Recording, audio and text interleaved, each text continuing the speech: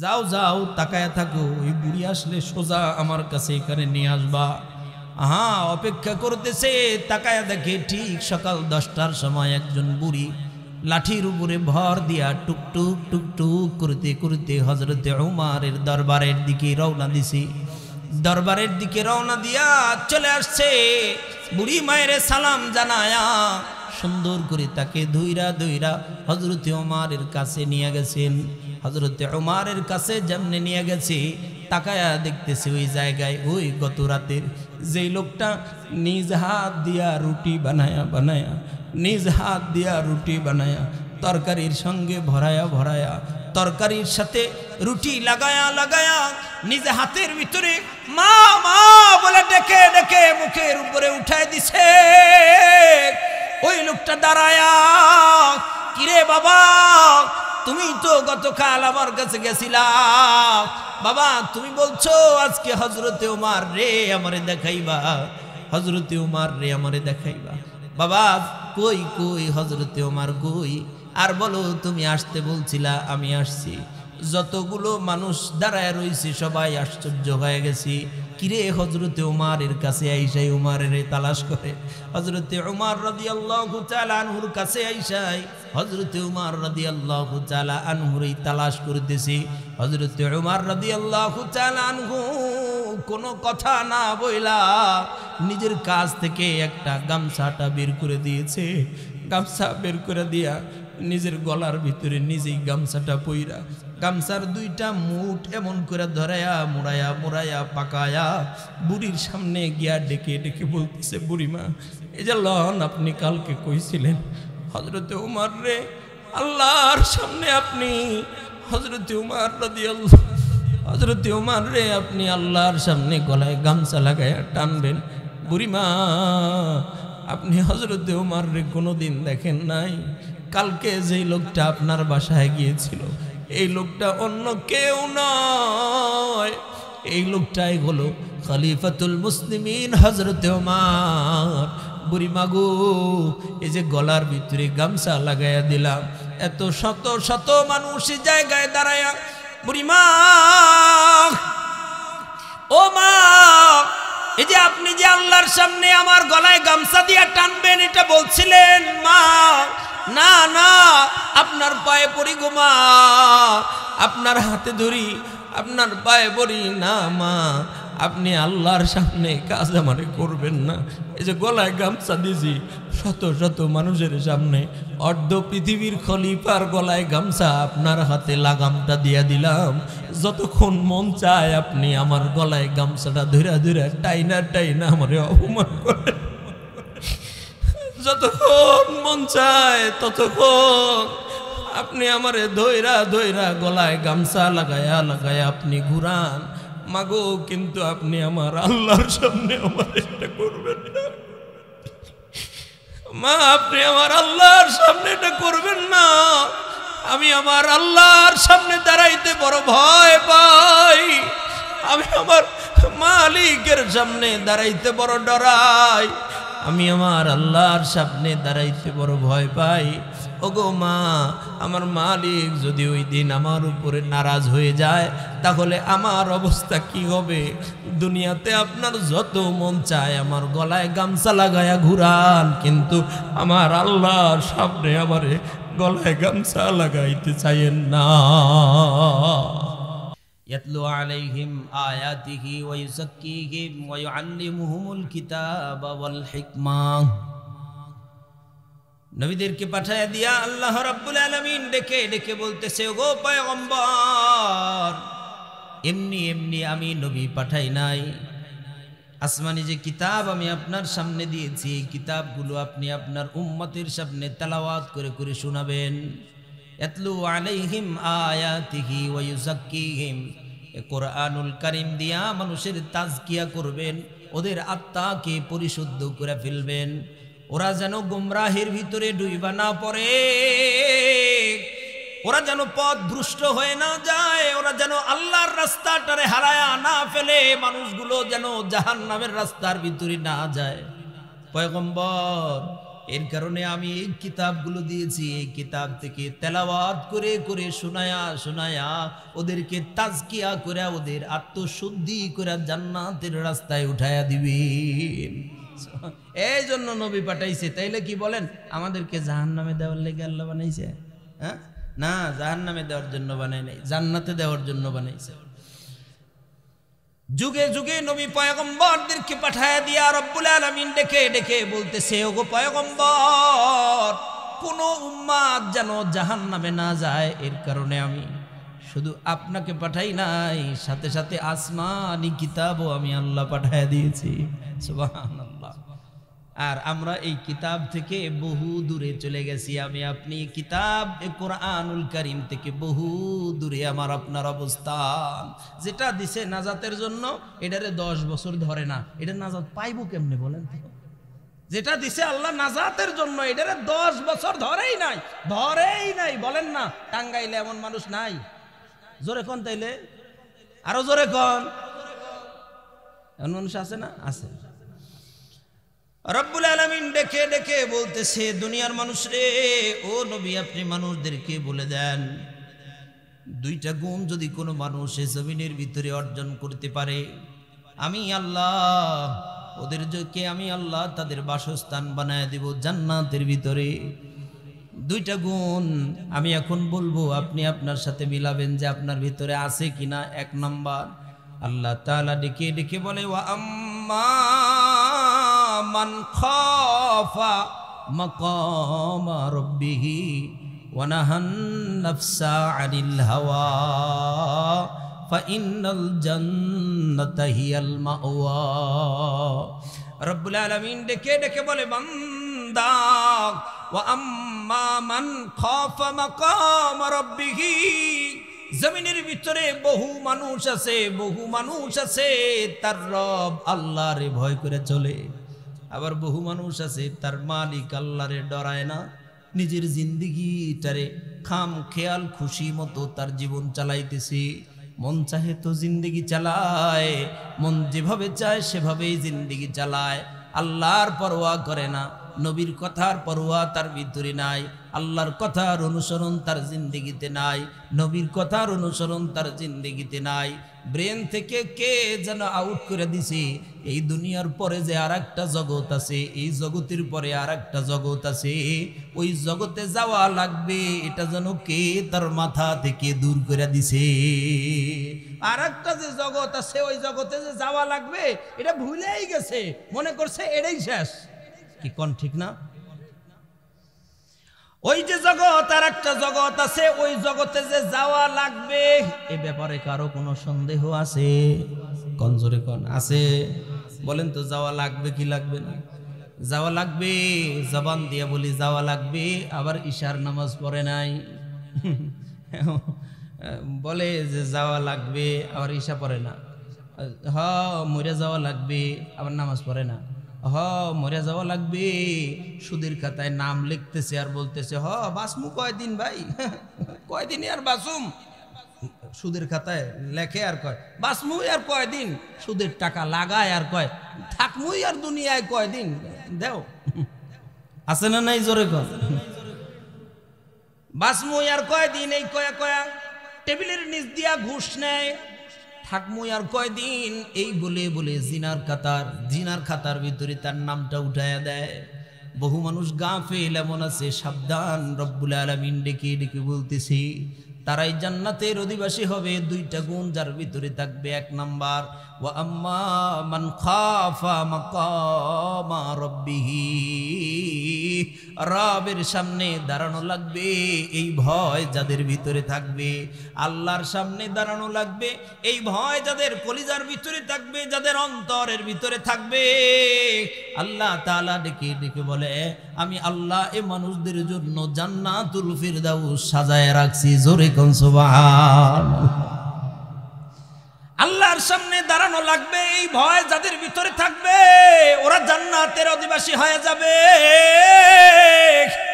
আহারে, যাদের ভিতরে এই ভয় ছিল, যার কলিজার ভিতরে এতটুকু ভয় হয়, আমার রব আমার আল্লাহর সামনে আমার দাঁড়ানো লাগবে, ওর দ্বারা জিন্দেগিতে অন্যায় অপরাধ হওয়া সম্ভব না, ওর দ্বারা জিনার খাতায় তার নামটা লেখা সম্ভব নয়, ওর দ্বারায় ঘুষের খাতায় তার নাম লেখা সম্ভব নয়, ওর দ্বারায় সুদের খাতার ভিতরে ওর নামটা লেখা সম্ভব নয়।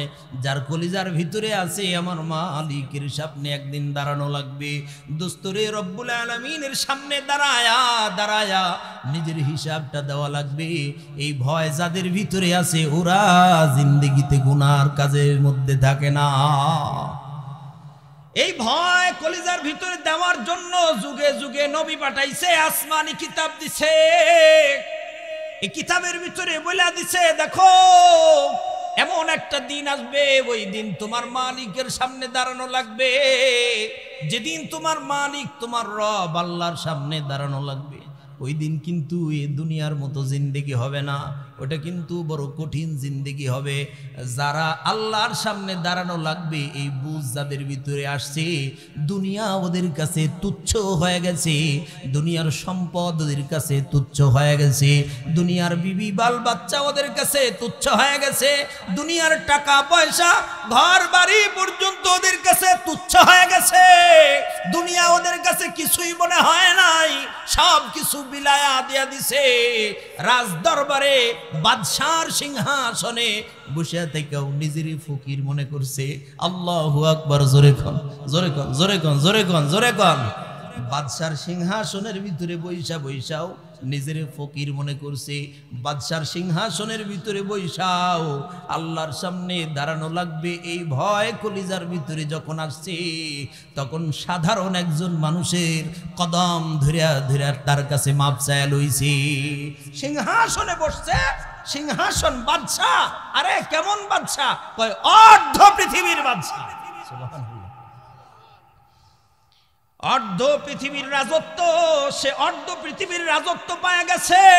তারপরেও যখন দেখছে আল্লাহর ভয় কলিজার আল্লাহর সামনে দাঁড়ানো লাগবে, এটা যখন দেখছে তখন তার জিন্দেগিটারে তুচ্ছ মনে করে দিছে। ছোট্ট করে একটা কারগুজারি আপনাদেরকে শোনাই।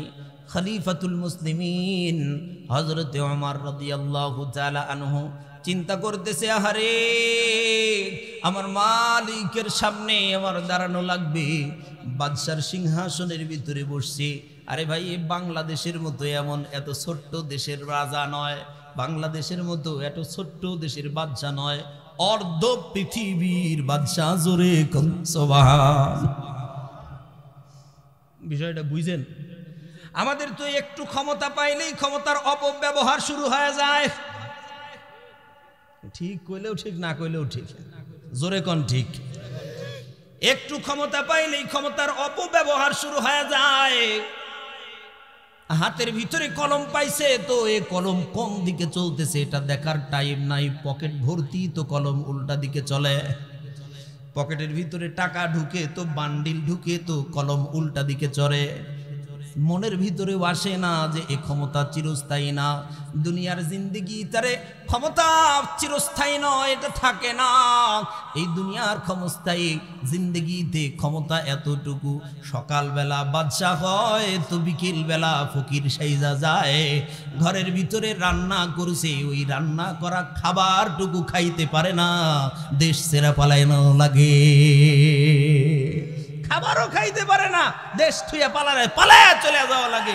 সিংহাসন থেকে লাঠি দিয়া নামায়া বাদশা থেকে ফকির বানায়া দেয়। জোরে কোন কথা ঠিক কিনা? জানেও না যে এ খাবার গুলো রাইখা চলে যাওয়া লাগবে, এটা জানেও না।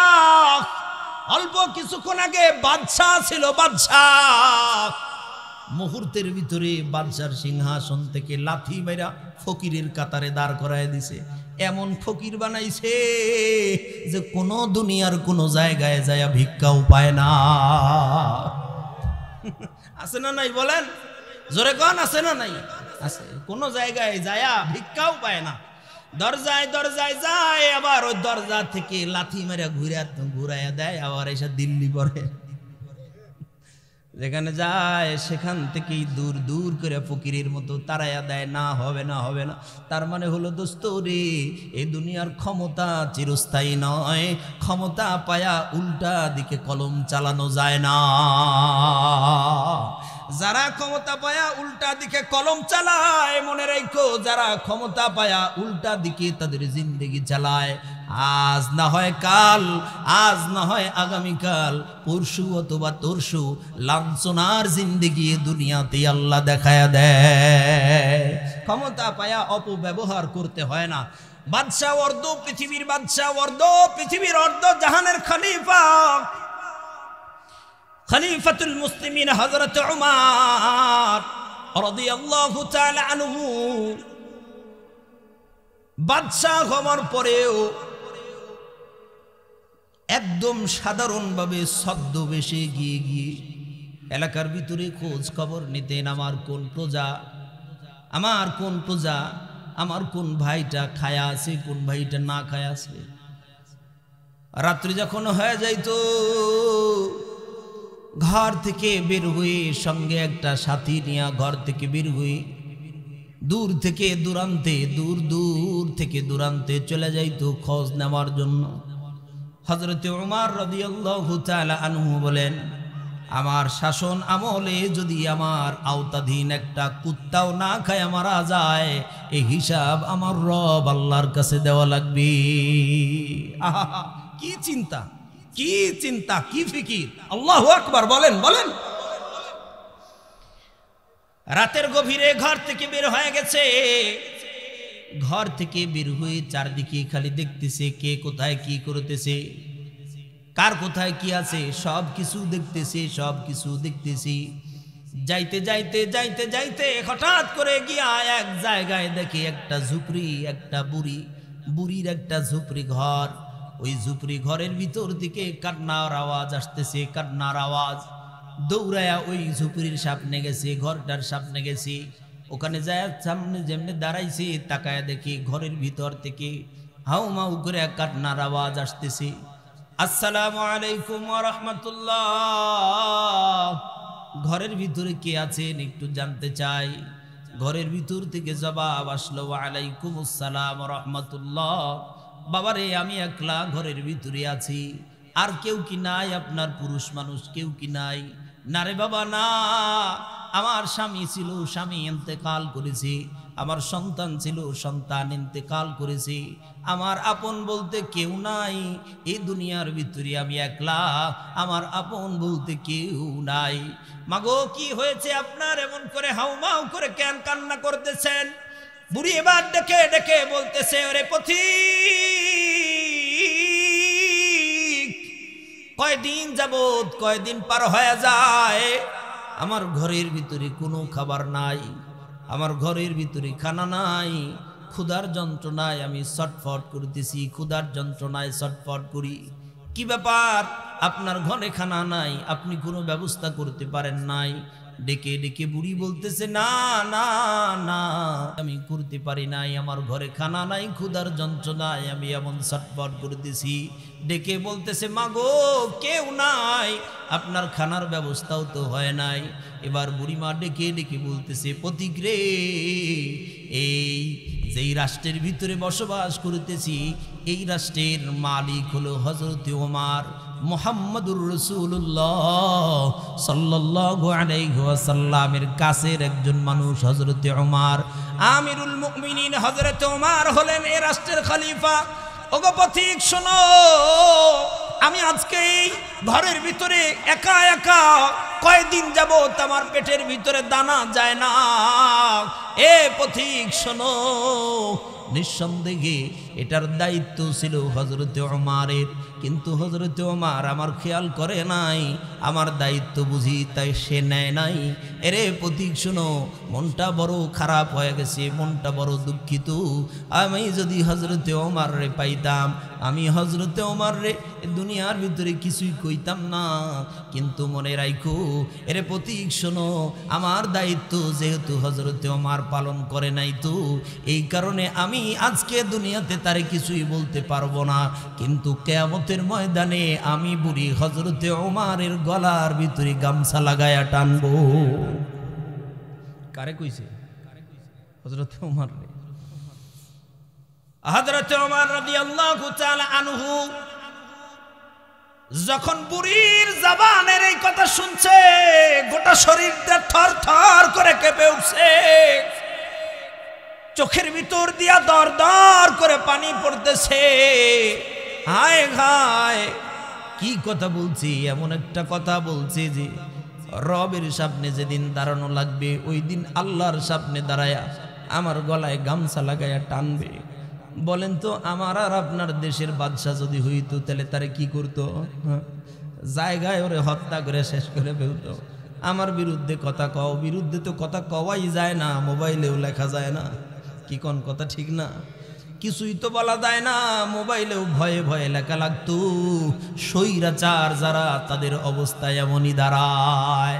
আর যাদের ভিতরে আল্লাহর ভয় থাকে, আল্লাহর সামনে দাঁড়ানো লাগবে, কথা শুনলেই কলিজার ভিতরে কাঁপন দিয়ে উঠে। হযরত ওমর রাদিয়াল্লাহু তাআলা আনহু থরথর করে কাঁপতেছেন। আল্লাহর সামনে দাঁড়ানো লাগবে, আল্লাহর সামনে দাঁড়ায়া হায় হায়, বুড়ি আমার কাঁধের ভিতরে গলার ভিতরে গামছা লাগায়া ঘোরাবে। সঙ্গে সঙ্গে এখান থেকে ব্যাগ করে তাড়াতাড়ি চলে গিয়া বাইতুল মালে চলে যাইতেছি। আর বলছে, বুড়িমা একটু অপেক্ষা করেন, একটু অপেক্ষা করেন, আপনার খাবারের ব্যবস্থা আমি করতেছি। দৌড়ায় বাইতুল মালে গিয়া কিছু জব, কিছু আটা, কিছু শুকনা খাবার এগুলো নিয়ে নিজের কাঁধের উপরে উঠায়া নিজে নিজে বহন করে নিয়ে দৌড়ায়া এই বুড়িমার কাছে চলে আসছে। বুড়িমার কাছে দৌড়ায়া আসিয়া বুড়িমায়ের রাত্রিবেলায় উঠায়া নিজ হাত দিয়া আটা ছানিয়া নিজ হাত দিয়া রুটি বানাইছে, নিজ হাতে রুটিগুলো ভাজছে, সুন্দর করে রুটি ভাইজা নিজ হাতে এই বুড়িমায়ের পাশে বৈশা বৈশা বুড়িমায়ের খাওয়াইয়া দিছে। সুবহানাল্লাহ। বুড়ি মায়ের খাওয়াইতেছে আর চোখের পানি ফেলতেছে। হায় হায় বুড়িমা, আপনি এত ক্ষুধার্ত অবস্থায় আছেন, আমি জানি না, যদি আগেই জানতাম তাহলে আমি আপনার কাছে খাবার পৌঁছানোর ব্যবস্থা করতাম। বুড়িমা এবার ডেকে ডেকে বলতেছে, আহারে রাস্তার পথিক, তোমার ভিতরে এত দয়া, তোমার ভিতরে এত মায়া। পথিক রে, এই রাষ্ট্রের মালিক হযরতে উমর না গয়া যদি তুমি হইতা তাহলে আমরা ভালো থাকতাম। এ রাষ্ট্রের মালিক হযরতে উমর না হয়ে যদি তুমি হইতা, আমিরুল মুমিনিন যদি তুমি হইতা, তাহলে আমার মতো কোনো মানুষ অনাহারে থাকতো না। যদি তুমি হইতা তাহলে এটাই ভালো হইতো। হযরতে উমর রাদিয়াল্লাহু তাআলা আনহু এবার ডেকে ডেকে বলতেছে, মাগো তুমি কি হযরত উমররে চিনো?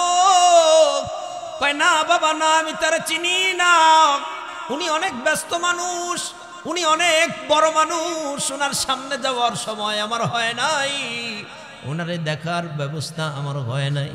এবার ডেকে ডেকে বলতেছে, ও গো বুড়িমা, আমি যেই উমরের কথা বলছেন ওই উমর যে জায়গায় থাকে ওই জায়গায় আমি থাকি। সুবহানাল্লাহ। বুড়িমা গো, আগামীকাল আপনার জন্য দাওয়াত, আপনি হযরতে ওমরের এই রাষ্ট্রের ওই জায়গায় চলে যাবেন। এই যে ঠিকানা দিয়ে দিলাম, ঠিক এই জায়গায় আগামীকাল সকাল 10টার সময় আপনি থাকবেন। বুড়িমা, আগামীকাল সকাল 10টায় এই জায়গায় আপনি থাকবেন। ঠিক আছে, কেন ওখানে থাকবো বুড়িমা, আপনি চিন্তা করবেন না, ওখানে গেলে আমি বইলা কয়া আপনার খাবারের ব্যবস্থা করব, চিন্তা করবেন না। এরপর থেকে আপনি যতদিন বেঁচে থাকবেন, আল্লাহ যদি চায় আপনার আর জিন্দেগিতে কোনোদিন খাবারের অভাব হবে না। সুবহানাল্লাহ। জোরে সকাল কয়টায় যাবে? জোরে কোন? হযরত ওমর রাদিয়াল্লাহু তাআলা আনহু এই জায়গা থেকে ঘুইরা নিজের দরবারে চলে যায়। নিজের দরবারে গিয়া কাছের যত মানুষ আছে সবাই রে বলছে, আগামীকাল সকাল 10টায় সবাই উপস্থিত থাকবা, আগামীকাল 10টায় সবাই উপস্থিত থাকবা, জরুরি মিটিং, সবাই থাকবা এখানে। ঠিক আছে, যেমনি বাদশা বলছে ঠিক এমন করে আমিরুল মুমিনিন বলছেন। ঠিক পরের দিন সকাল 10টার সময় ও জায়গায় সব মানুষগুলো হাজির হয়ে গেছে। 10টার সময় তাকায়া তাকায়া দেখতেছে, বলেই দিছে এই রাস্তা দিয়ে একজন বুড়ি মানুষ আসবে, খবরদার খবরদার, তার যেন কোনো বেহতিরামি না হয়, তার যেন সম্মানের কোনো কমতি না হয়। যাও যাও তাকায়া থাকো, ওই বুড়ি আসলে সোজা আমার কাছে এখানে নিয়ে আসবা। হ্যাঁ, অপেক্ষা করতেছে, তাকায়া দেখে ঠিক সকাল 10টার সময় একজন বুড়ি লাঠির উপরে ভর দিয়া টুকটুক টুকটুক করতে করতে হযরতে উমারের দরবারের দিকে রওনা দিছে। দরবারের দিকে রওনা দিয়া চলে আসছে, বুড়ি মায়ের সালাম জানায়া সুন্দর করে তাকে ধইরা ধইরা হযরতে উমারের কাছে নিয়ে গেছেন। হযরতে উমারের কাছে যেমনে নিয়ে গেছে, তাকায়া দেখতেছে ওই জায়গায় ওই গত রাতের যেই লোকটা নিজ হাত দিয়া রুটি বানায়া বানায়া নিজ হাত দিয়া রুটি বানায়া তরকারির সঙ্গে ভরায়া ভরায়া তরকারির সাথে রুটি লাগায়া লাগায়া নিজ হাতের ভিতরে মা মা বলে ডেকে ডেকে মুখের উপরে উঠায় দিছে। ওই লোকটা দাঁড়ায়া, কিরে বাবা, তুমি তো গতকাল আমার কাছে গেছিলা, বাবা তুমি বলছো আজকে হযরতে উমার রে আমারে দেখাইবা, হযরতে উমার রে আমারে দেখাইবা। বাবা কই কই হযরতে উমার কই? আর বলো তুমি আসতে বলছিলা, আমি আসছি। যতগুলো মানুষ দাঁড়ায় রইছে সবাই আশ্চর্য হয়ে গেছি, কিরে হযরতে উমারের কাছে আইসাই উমারের তালাশ করে, হযরতে উমার রাদিয়াল্লাহু তাআলা আনহুর কাছে আইসাই হযরতে উমার রাদিয়াল্লাহু তাআলা আনহুর তালাশ করতেছি। হযরতে উমার রাদিয়াল্লাহু তাআলা আনহু কোনো কথা না বইলা নিজের কাছ থেকে একটা গামছাটা বের করে দিয়েছে। গামছা বের করে দিয়া নিজের গলার ভিতরে নিজেই গামছাটা পইরা গামছার দুইটা মুঠ এমন করে ধরায়া মুড়ায়া মুড়ায়া পাকায়া বুড়ির সামনে গিয়া ডেকে ডেকে বলতেছে, বুড়িমা এই যে লন আপনি কালকে কইছিলেন হযরতে উমার রে আল্লাহর সামনে আপনি হযরতে উমার রাদিয়াল্লাহু হযরতে উমার রে আপনি আল্লাহর সামনে গলায় গামছা লাগায়া টানবেন। বুড়িমা আপনি হযরতে উমার রে কোনোদিন দেখেন নাই? কালকে যেই লোকটা আপনার বাসায় গিয়েছিল এই লোকটা অন্য কেউ নয়, এই লোকটাই হলো খলিফাতুল মুসলিমিন হযরতে উমার। বুড়িমা গো, এই যে গলার ভিতরে গামছা লাগাইয়া দিলাম, এত শত শত মানুষ জায়গায় দাঁড়ায়া, বুড়িমা ও মা, এই যে আপনি যে আল্লাহর সামনে আমার গলায় গামছা দিয়া টানবেন এটা বলছিলেন মা, না না আপনার পায়ে পড়ি গো মা, আপনার হাতে ধরি, আপনার পায়ে পড়ি না মা, আপনি আল্লাহর সামনে কাজ আমারে করবেন না। এই যে গলায় গামছা দিছি শত শত মানুষের সামনে, অর্ধ পৃথিবীর খলিফার গলায় গামছা আপনার হাতে লাগামটা দিয়া দিলাম, যতক্ষণ মন চায় আপনি আমার গলায় গামছাটা ধইরা ধইরা টাইনা টাইনা আমারে অপমান করেন, যতক্ষণ মন চায় ততক্ষণ আপনি আমারে ধইরা ধইরা গলায় গামছা লাগায়া লাগায়া আপনি ঘুরান। মাগো কিন্তু আপনি আমার আল্লাহর সামনে আমার এটা করবেন না মা, আপনি আমার আল্লাহর সামনে এটা করবেন না। আমি আমার আল্লাহর সামনে দাঁড়াইতে বড় ভয় পাই, আমি আমার মালিকের সামনে দাঁড়াইতে বড় ডরাই, আমি আমার আল্লাহর সামনে দাঁড়াইতে বড় ভয় পাই। ওগো মা, আমার মালিক যদি ওই দিন আমার উপরে নারাজ হয়ে যায় তাহলে আমার অবস্থা কি হবে? দুনিয়াতে আপনার যত মন চায় আমার গলায় গামছা লাগায়া ঘুরান, কিন্তু আমার আল্লাহর সামনে আমারে গলায় গামছা লাগাইতে চাইেন না। রব্বুল আলামিন দেখে দেখে বলেন, ওয়া আম্মা মান খাফা মাকাম রাব্বিহি, এরে দুনিয়ার মানুষ শোনো, যাদের অন্তরের ভিতরে তার রবের সামনে দাঁড়ানোর ভয় আছে, তার আল্লাহর সামনে দাঁড়ানোর, যাদের অন্তরের ভিতরে আল্লাহর সামনে দাঁড়ানোর ভয় আছে, যাদের অন্তরের ভিতরে আল্লাহর সামনে দাঁড়ানোর ভয় আছে, এ ভয় নিয়া দুনিয়া যারা পার করে দিতে পারবে, আমি আল্লাহ ওয়াদা করলাম ফাইনাল জান্নাতা হিয়াল মাওয়া, আমি আল্লাহ ওদেরকে জান্নাতের বাসিন্দা বানায়া দিব। খেয়াল করেন তো বাপ, খালি শুনবেন না, আমি আগেই বলছি খালি শুনেন না, এই কান দিয়া ঢুকায় এই কান দিয়া বের করে দিয়েন না। আপনি আপনার জিন্দগির সঙ্গে একটু খেয়াল করে দেখেন তো, আল্লাহর সামনে দাঁড়ানোর ভয় আপনার আছে নাকি? আল্লাহর সামনে দাঁড়ানো লাগবে, ভয় আপনার আছে নাকি? আরে আমি আপনি দুনিয়া করতে করতে মালিকের সামনে যে দাঁড়ানো লাগবে, এই ভয় আমার আপনার অন্তর থেকে কে যেন উধাও করে দিছে। কে যেন আমার আপনার অন্তর থেকে এই ভয়টা উধাও করে দিছে। আল্লাহর সামনে দাঁড়ানো লাগবে, এই চিন্তায় আমার আর আপনার ভিতরে নাই, এই চিন্তায় আমার আর আপনার ভিতরে নাই। তবে মনে রাখো, যাদের ভিতরে এই চিন্তা আছে যে আল্লাহর সামনে দাঁড়ানো লাগবে, নিঃসন্দেহে এই মানুষ দুনিয়ার কোনো অন্যায় অপরাধের ভিতরে থাকতে পারে না।